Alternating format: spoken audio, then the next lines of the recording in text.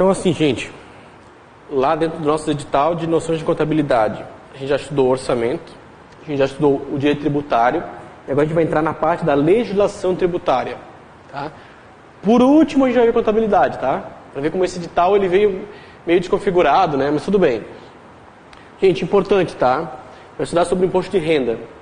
No edital veio imposto de renda, pessoa física e pessoa jurídica, tá? Pessoa jurídica ela é tributada de 3 maneiras, tá? Pelo lucro real, lucro presumido e arbitrado. Não se assuste, a gente vai entender cada um deles, tá? E vamos tentar estudar o essencial para resolver prova. Questões, tá, gente?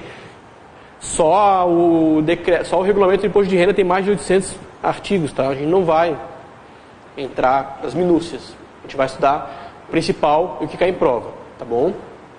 Gente, vamos para o slide ali só para começar. Gente, o imposto de renda à pessoa física, né? Somos eu, você que está assistindo. Gente, a gente deve ele por receber renda ou proveito de qualquer natureza, tá? Não importa a nacionalidade, sexo, idade. Tá, professor, então, se digamos que uma pessoa morre e deixa lá um filho recebendo uma pensão do INSS, uma pensão alta. Se ele entrar na faixa de tributação, ele vai pagar INSS? Vai pagar imposto de renda? Vai, tá? Não importa se ele é menor de idade, se ele é maior. Isso também se aplica na pessoa jurídica, se a empresa está ou não regularmente constituída. Ah, porque não deve imposto de renda, porque a minha empresa é uma empresa que não fez registro, é uma empresa irregular. Incorreto, tá, gente? Independe dessas situações.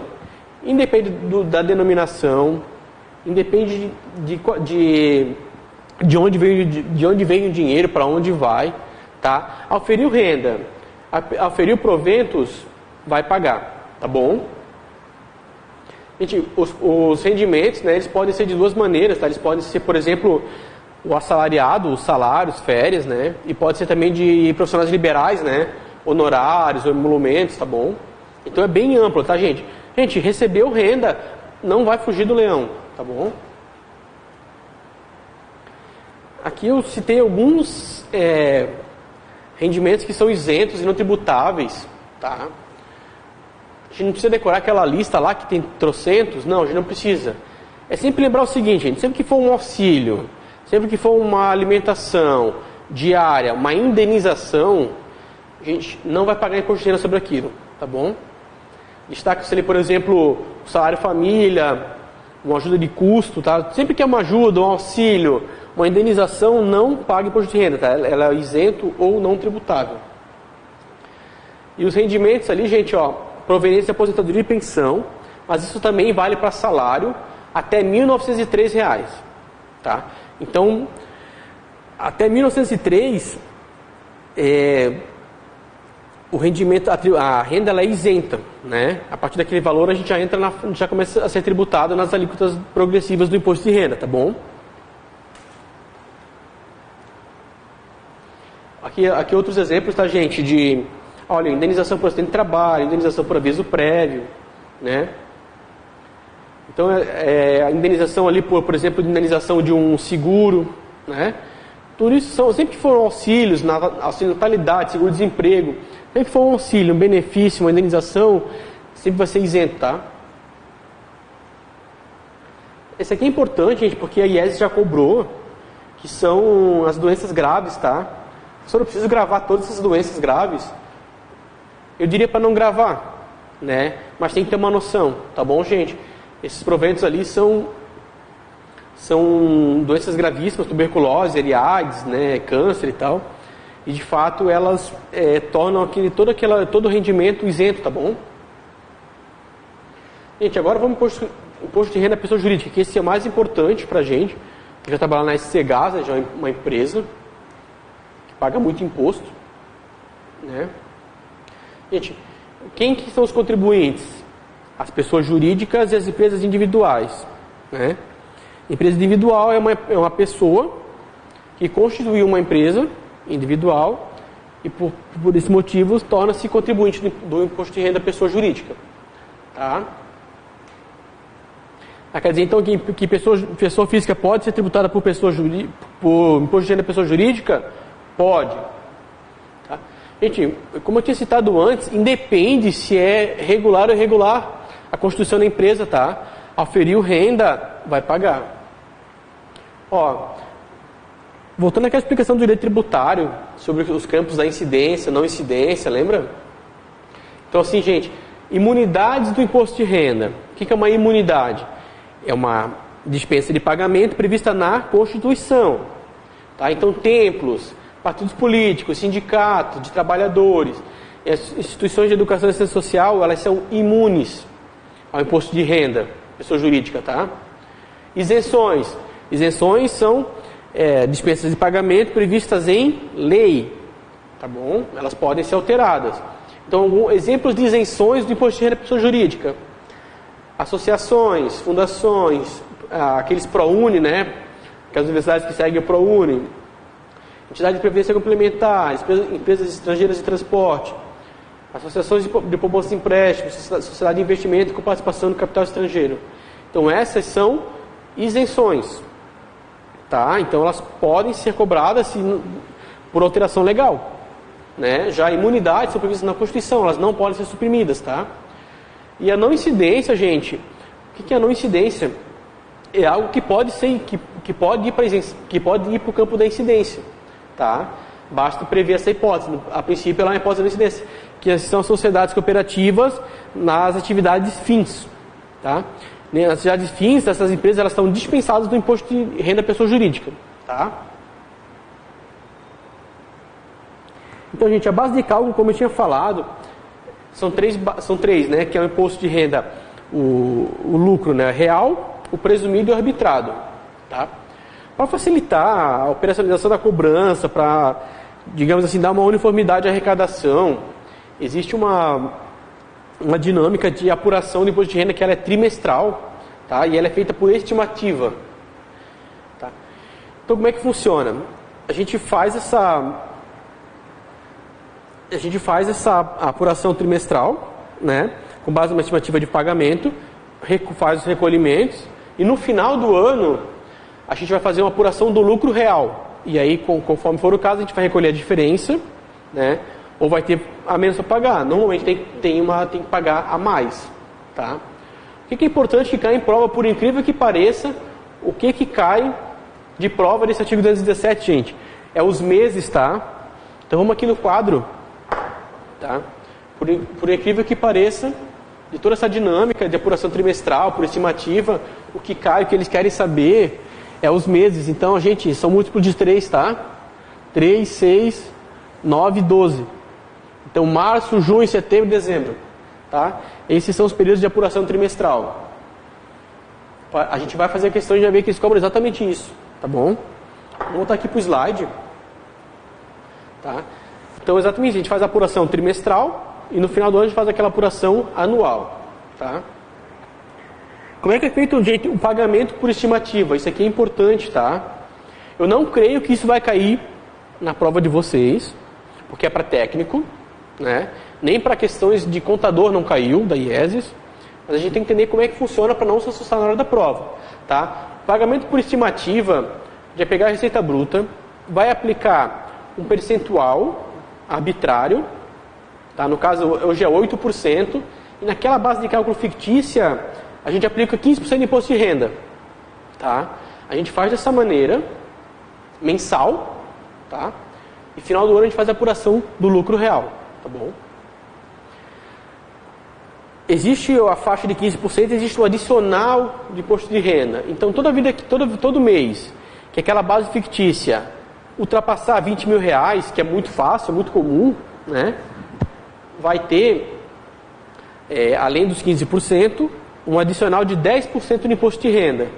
Tá? Eu procurei esquematizar ali, para entender mais ou menos como é que funciona, mas é estimativa, né, gente?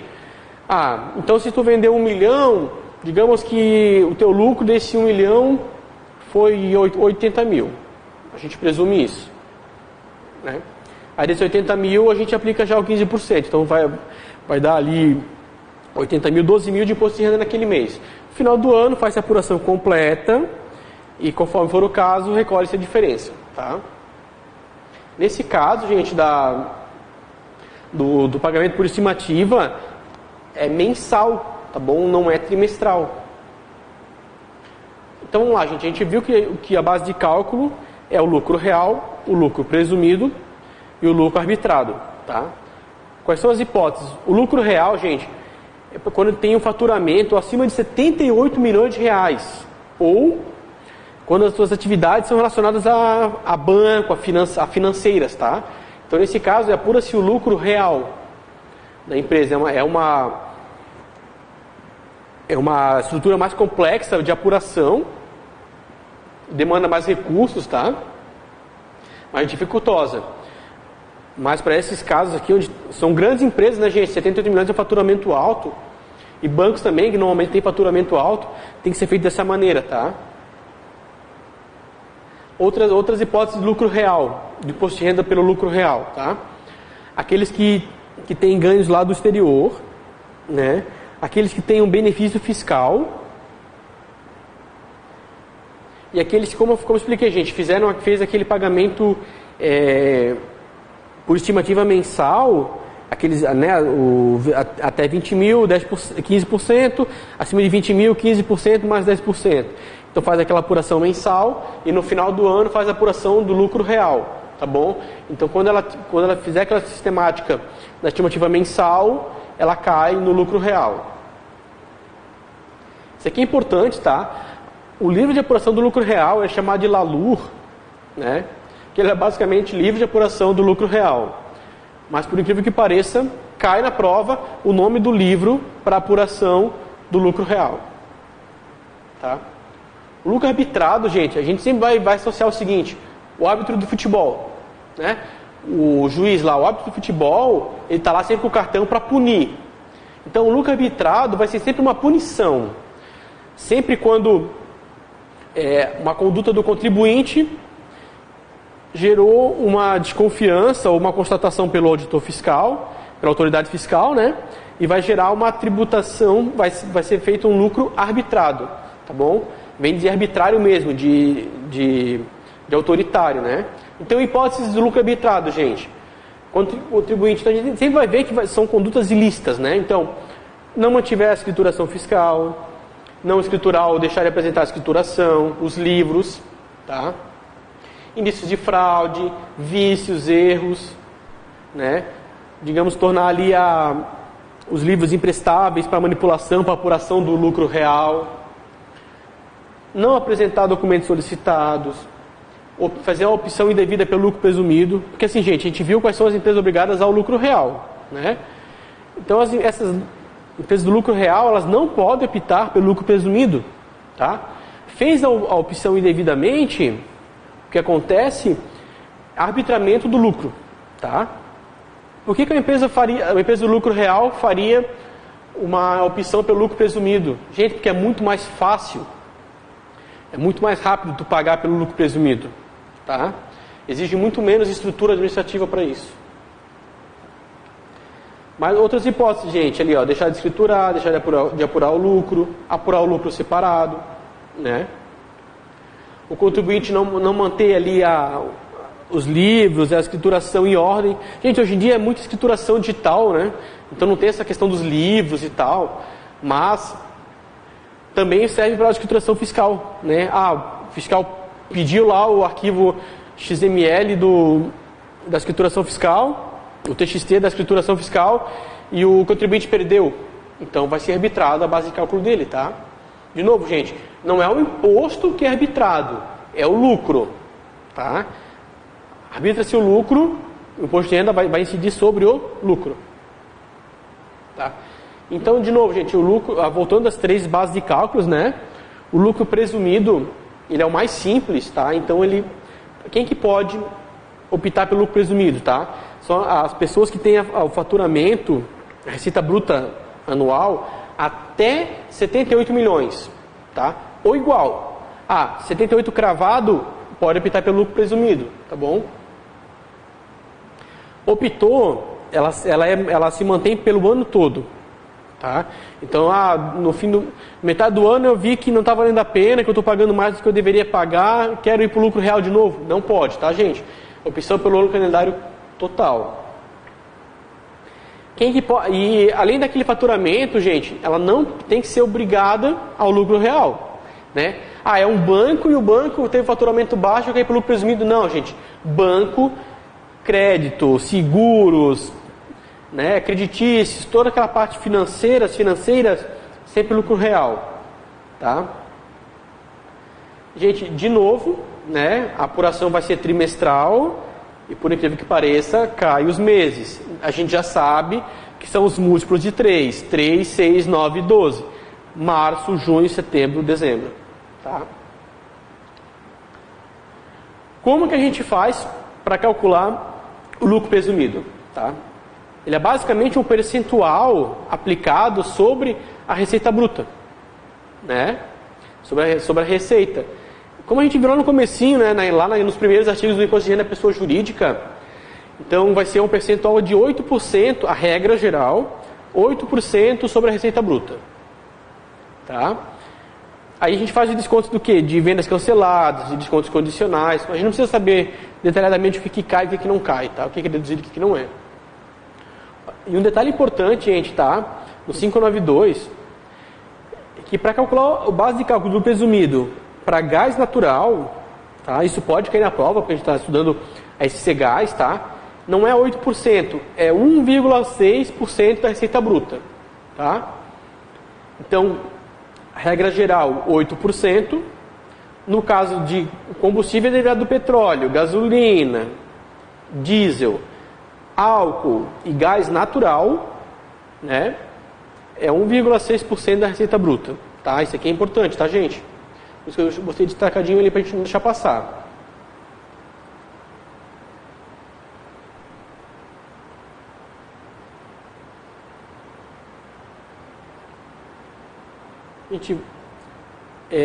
Então, assim, a gente está estudando ali a SC Gás, né? Os principais tributos que envolvem a SC Gás são o imposto de renda, pessoa jurídica, e o ICMS, tá? O ICMS mais ainda, porque ele é cobrado pela circulação de mercadorias, né? E as energias, enfim, são mercadorias, né? Então, o gás em si, ele é tributado pelo ICMS, tá bom? Os combustíveis são os principais, são os maiores arrecadadores de ICMS no país, tá? O ICMS ele é o maior imposto do país, né? Que tem a maior arrecadação, ele é o imposto estadual, tá? Gente, o que é importante saber? Isso pode cair na prova. Eu penso que é uma questão inteligente para cair na prova. Gente, ICMS monofásico. Professor, eu nunca ouvi falar, não sei nem o que é ICMS, quanto mais ICMS monofásico. O ICMS monofásico ele é um ICMS que vai incidir uma vez apenas, do começo até o fim da operação. Então, desde o gás, lá da fonte, lá da reserva, até na bomba, até no bico, ele vai incidir uma vez apenas, tá? E os tratamentos do monofásico, eles são diferentes para os derivados de petróleo e para o gás natural. Então, isso que é legal. Nos derivados de petróleo, na gasolina, no diesel, tá? Ele é sempre cobrado uma vez só e é sempre devido para o estado onde houver o consumo. Então, não importa onde foi refinado, onde foi, né, retirado lá o petróleo, importa onde ocorrer o consumo. Já o gás natural, né, e outros combustíveis que não são derivados do petróleo, tá, eles têm um tratamento diferente. Então, olha só, quando for uma operação entre contribuintes, tá, digamos assim, o posto de gasolina e a fonte lá do gás, e a SC Gás, tá? São contribuintes. A pessoa física que vai lá abastecer seu carro, ela não é contribuinte, tá bom? Ela é consumidora, ela não é contribuinte. Contribuintes são as pessoas que fazem a circulação do gás. Então, quando a gente tiver uma operação entre contribuintes, entre uma empresa de gás e o posto, ou duas empresas de gás, esse ICMS ele vai ser repartido entre a origem e o destino. Então a gente fez uma circulação ali de gás no valor de 1 milhão. Tá? Saiu lá da Bahia, passou por todos os estados e foi consumido aqui em Santa Catarina. Vai ser 50% para a origem, 50% para o destino. Tá? E quando for destinado a não contribuintes, então eu destinei lá para um usuário final, uma fábrica que vai utilizar o gás nos seus fornos, né? Nesse caso, o ICMS ele vai ser todo devido para a origem, para onde saiu o gás, na primeira operação. Então, toda operação ela é tributada, né? Toda essa cadeia até o final, né? Todo esse ICMS devido até o final vai ficar com a origem. Então, isso é muito legal, uma coisa que só tem para o gás natural, tá? Porque a gasolina é diferente ela é diferente a abordagem, tá? Então, gente, vamos tratar linhas gerais do ICMS, depois a gente aprofunda nas questões, tá? Gente, o ICMS ele é imposto sobre a circulação de mercadorias e alguns serviços, tá? Quando que ele incide? O ICMS ele incide operações de circulação de mercadorias, inclusive alimentação e bebidas, tá? Prestação de serviço de transporte interestadual e intermunicipal. Então, intramunicipal, transporte coletivo não paga ICMS, ele paga ISS, tá? Transporte de pessoas, bens e valores, tá, gente? É qualquer tipo de transporte. Passou do município, passou do estado, ICMS. Prestações onerosas de comunicação. Gente, a Globo, aquele sinal que chega na nossa antena de graça, não paga ICMS, tá?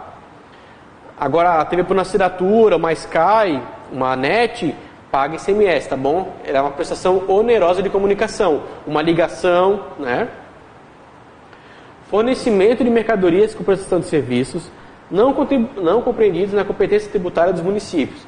Então, assim, gente, a gente não pode se alongar muito aqui, mas o município ele tem uma lista de serviços, tá? Aquela lista de serviços o município pode tributar. O que tiver mercadoria e não tiver na lista de serviços do município, é tributado pelo ICMS, o serviço e a mercadoria. Tá?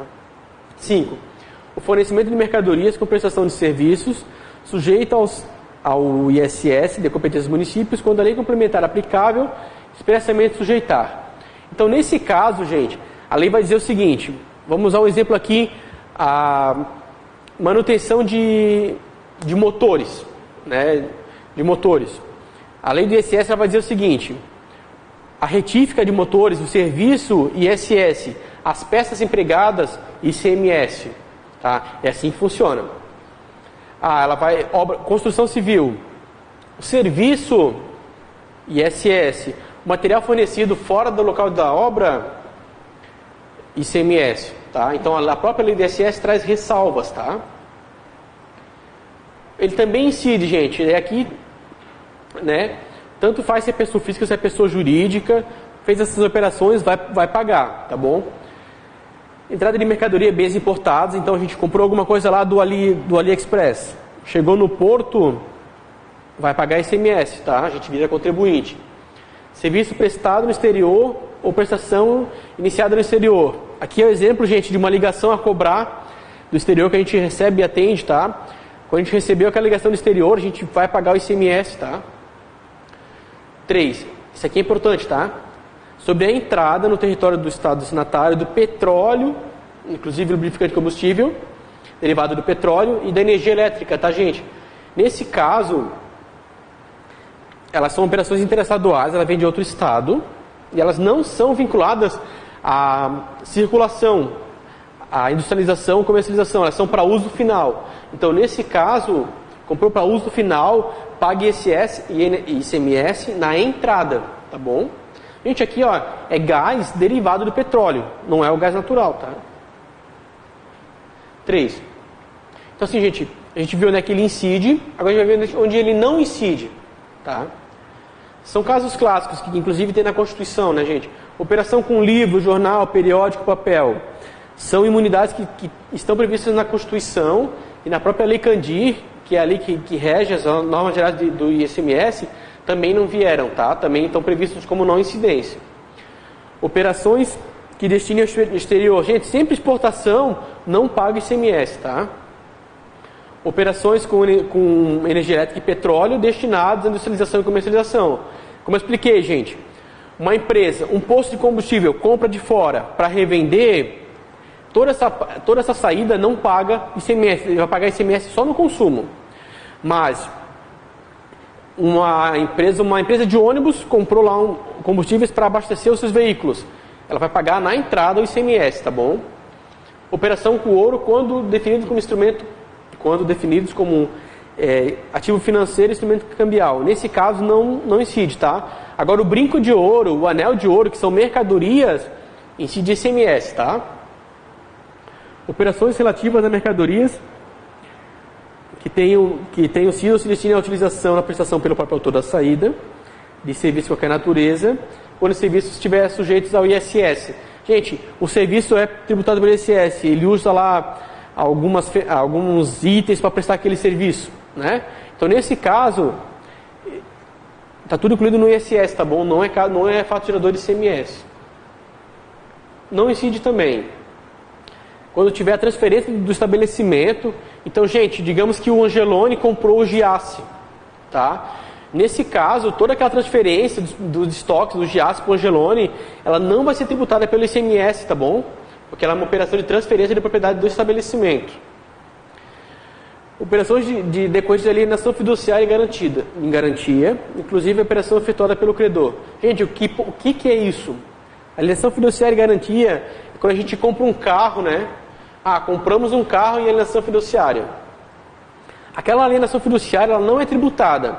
A venda do carro é, né? Mas aquele financiamento junto ao banco ele não é tributado. E se não pagar, o banco pegou de volta o produto, também não é tributado pelo ICMS, tá bom? Não é uma circulação de mercadorias. Operação de arrendamento mercantil, não compreendida a venda do bem arrendado. Gente, o arrendamento mercantil, para simplificar, para quem não conhece, ele é como se fosse um aluguel. Então eu produzo uma máquina, um avião, por exemplo, um avião é um exemplo clássico, mas eu não vendo para a empresa, eu alugo para ela. Então se eu não vender, não transferir a propriedade, aquele aluguel, aquele arrendamento não é fato gerador de ICMS, tá? Operações de qualquer natureza que decorram a transferência de bens móveis salvados de sinistro. Gente, salvados de sinistro, bati o carro, perda total. A seguradora me indeniza e pega o meu veículo. Essa transferência minha do veículo sinistrado para a empresa, ela não é fato gerador de ICMS, tá bom? Essas são as hipóteses do ICMS. Então, assim, gente, o que cai do ICMS, o que vai cair para a gente, é isso, incidência e não incidência. A gente vai fazer uma parte de questões, a gente vai aprofundar em algumas questões ali, né, em alguns assuntos dentro das questões, tá? Mas o que cai do ICMS para a gente é isso. Na minha visão, ele é o imposto mais importante para a nossa prova, de todos que a gente vai abordar futuramente, inclusive, tá? Vale a pena ler o 2 e o 3 da Lei Candir e aprofundar nas questões, tá, gente? A gente volta em seguida com questões e para aprofundar e para entender como que as bancas cobram essa questão, tá bom? A gente fica por aqui nesse momento.